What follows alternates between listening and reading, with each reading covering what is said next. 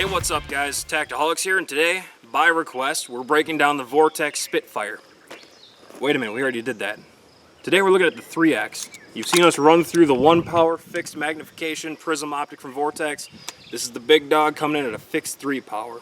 It's going to incorporate the same 1 to 5 illumination settings for both red and green in the reticle, which is really nice that you can change the color of the reticle as well as the brightness depending on what you're doing with the optic. And being that this is a prism optic, they did etch the reticle into the prism inside the optic, so if your batteries die or the optic is turned off, you're still going to have at least some type of point of reference to go off of when shooting, which is a lot nicer than the red dot system, which when it crashes and you're out. Being that it is a magnified optic, it's going to have a little bit longer overall length, coming in, I believe, around 5 inches. And they used up some of that space on top of the optic by including 2 45-degree rails that you can mount an RMR onto, or I suppose whatever else your heart desires. Your normal windage and elevation turrets are going to be capped by these nice knurled aluminum caps and safety wired to the optic so you can't lose them.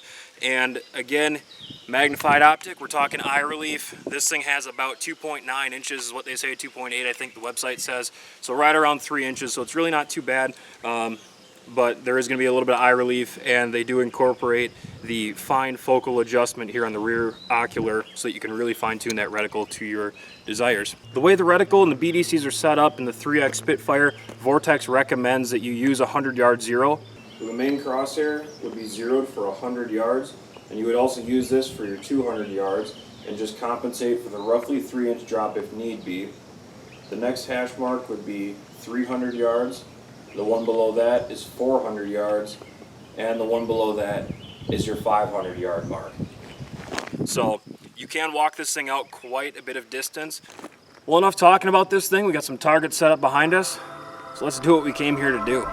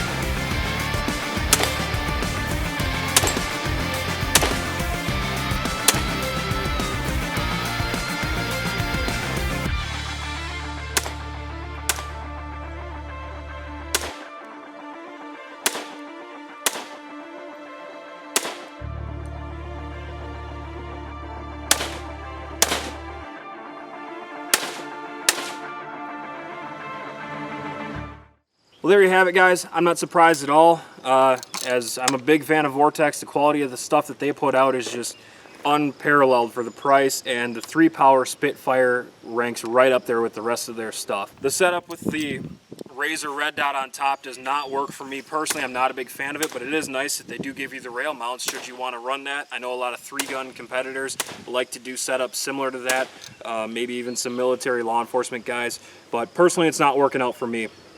The reticle is very easy to pick up inside the Spitfire, being that it's a prism optic and it's etched into the prism like I said before.